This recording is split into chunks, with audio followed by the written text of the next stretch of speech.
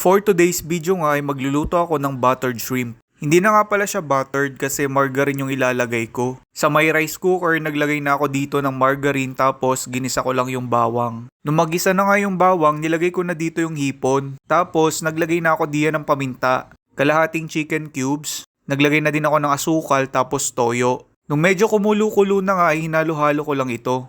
Ayan o, tignan nyo, nagiging orange na yung kulay niya. Bawal nga daw palang ma-overcook yung hipon.